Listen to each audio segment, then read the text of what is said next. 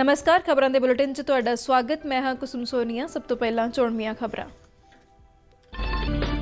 प्रधानमंत्री नरेंद्र मोदी ने कहा कि सरकार के कामकाज विच राष्ट्र हित सब तो महत्वपूर्ण है। बीजेपी के 42वें स्थापना दिवस मौके करवाए जा रहे हैं कई समागम।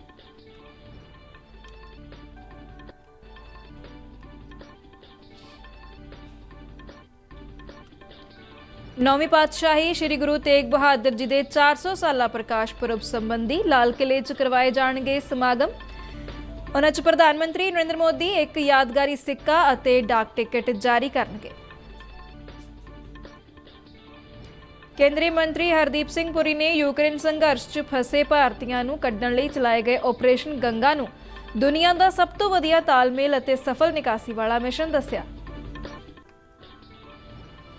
ਅਤੇ जूनियर महिला विश्व कप हॉकी मुकाबले के क्वार्टर फाइनल च भारत का मुकाबला दक्षिण कोरिया नाल होवेगा।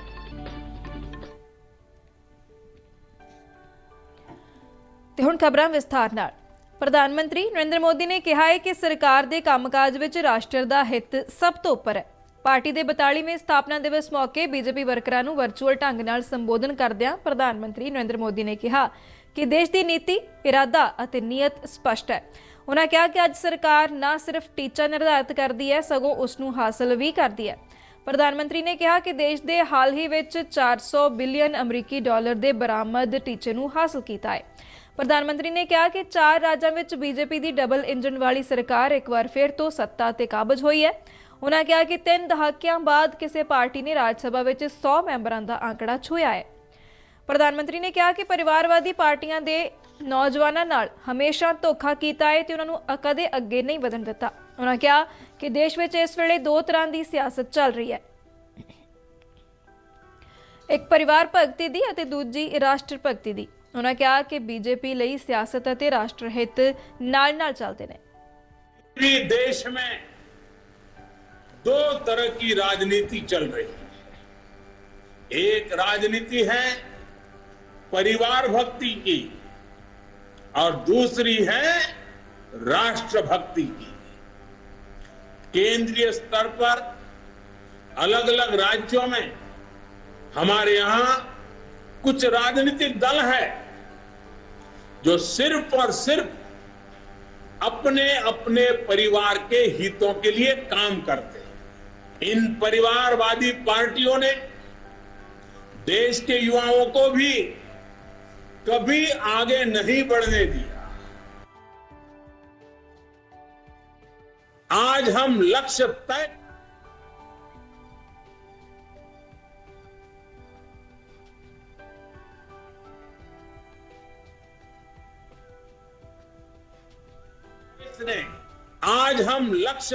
कर रहे हैं, उन्हें पूरा भी कर रहे हैं। प्रधानमंत्री ने अजिही सरकार है जिहड़ी गरीबां, दलितां, पछड़े वर्गां, औरतां दे हितां अते उन्हां दी भलाई लई काम करदी है। उन्होंने कहा कि यह भारतीय जनता पार्टी का मुढ़ला संस्कार है। प्रधानमंत्री ने कहा कि पिछलियां कुछ चोणां दौरान यह देखण नूं मिलिया है कि बीजेपी की जित का तिलक करन लई साडीआं मावां ते भैणां सब तो अगे आईआं ने। उन्होंने कहा कि पूरी दुनिया देख रही है कि मुश्किल की इस घड़ी विच भारत सरकार 80 करोड़ गरीब परिवारों को मुफ्त राशन दे रही है। 100 सालों की सब तो औखी घड़ी च कोई गरीब भुखा ना सोवे, इसलिए केंद्र सरकार तकरीबन 3.5 लाख करोड़ रुपए खर्च कर रही है।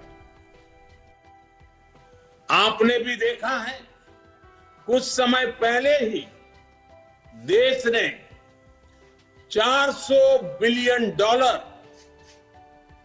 यानी 30 लाख करोड़ रुपए से भी ज्यादा के उत्पादों के एक्सपोर्ट का टारगेट पूरा किया है। कोरोना के इस समय में इतना बड़ा लक्ष्य हासिल करना भारत के सामर्थ्य को दिखाता है।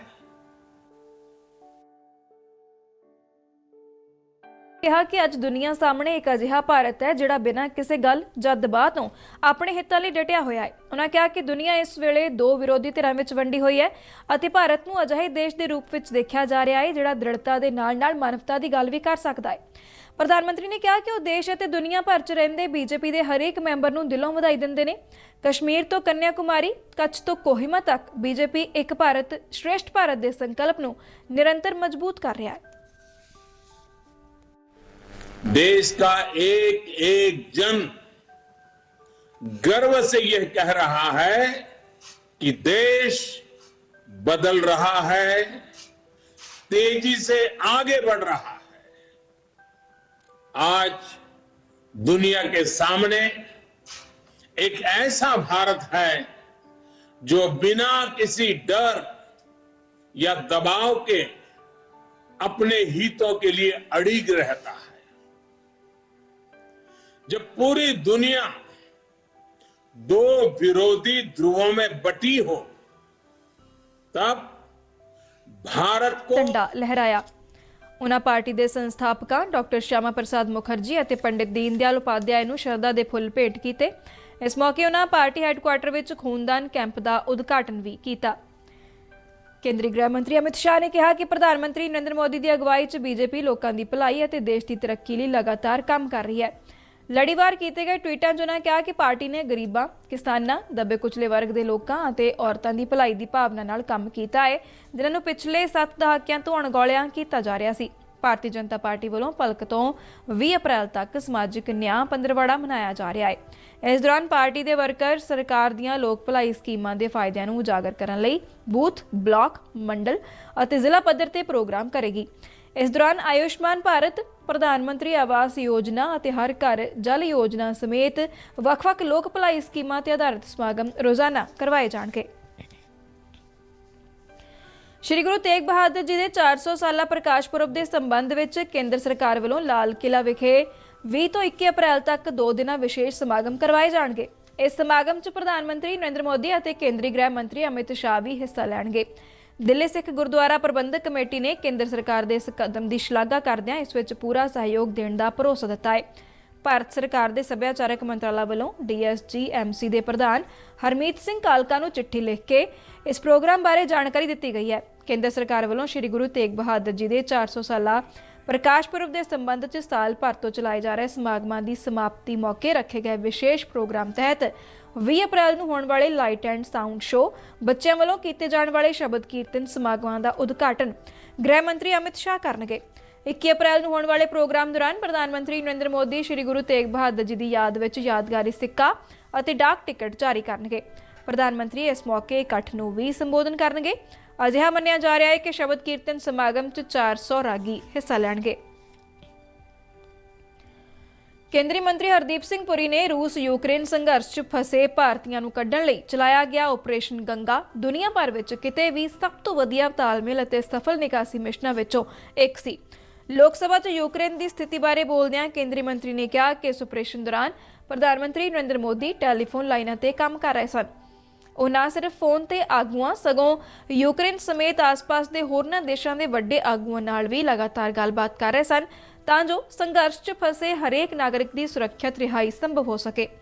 ਉਹਨਾਂ ਦੱਸਿਆ ਕਿ ਜ਼ਮੀਨੀ ਪੱਧਰ ਤੇ ਨਿਕਾਸੀ ਦੇ ਯਤਨਾਂ ਵਿੱਚ ਤਾਲਮੇਲ ਲਈ ਯੂਕਰੇਨ ਦੇ ਗੁਆਂਢੀ ਦੇਸ਼ਾਂ ਵਿੱਚ ਉਹਨਾਂ ਸਮੇਤ ਹੋਰਨਾਂ ਕੇਂਦਰੀ ਮੰਤਰੀਆਂ ਕਿਰਨ ਰਿਜੀਜੂ, ਜੋਤਿਰਾਦਿੱਤਿਆ ਸਿੰਧੀਆ ਅਤੇ VK ਸਿੰਘ ਵੱਲੋਂ ਆਪਣੀਆਂ ਸੇਵਾਵਾਂ ਦਿੱਤੀਆਂ ਜਾ ਰਹੀਆਂ ਨੇ। ਹੰਗਰੀ ਦੇ ਬੁਡਾਪੇਸਟ ਦੀ ਘਟਨਾ ਦਾ ਜ਼ਿਕਰ ਕਰਦਿਆਂ ਉਹਨਾਂ ਦੱਸਿਆ ਕਿ ਰੋਮਾਨੀਆ ਅਤੇ ਪੋਲੈਂਡ ਦੀ ਸਰਹੱਦ ਤੇ ਜਾਮ ਲੱਗਣ ਕਾਰਨ ਕੁਝ ਲੋਕਾਂ ਨੂੰ ਵਾਪਸ ਧੱਕਿਆ ਜਾ ਰਿਹਾ ਸੀ ਅਤੇ ਉਹ ਨਿਕਾਸੀ ਦੇ ਯਤਨਾਂ ਦੇ ਤਾਲਮੇਲ ਲਈ ਉਪਰਾਲੇ ਕਰ ਰਹੇ ਸਨ। ਇਸ ਦੌਰਾਨ ਤਕਰੀਬਨ 1700 ਲੋਕ ਉਹਨਾਂ ਨੂੰ ਆ ਕੇ ਮਿਲੇ, ਜਿਨ੍ਹਾਂ ਦੀ ਨਿਕਾਸੀ ਲਈ ਫੌਰੀ ਤੌਰ ਤੇ ਹਵਾਈ ਉਡਾਣਾਂ ਦੀ ਗਿਣਤੀ 4 ਤੋਂ ਵਧਾ ਕੇ ਸਿਰਫ ਇੱਕ ਦਿਨ ਵਿੱਚ ਪਹਿਲਾਂ 7 ਅਤੇ ਫਿਰ 11 ਕਰ ਦਿੱਤੀ ਗਈ ਸੀ।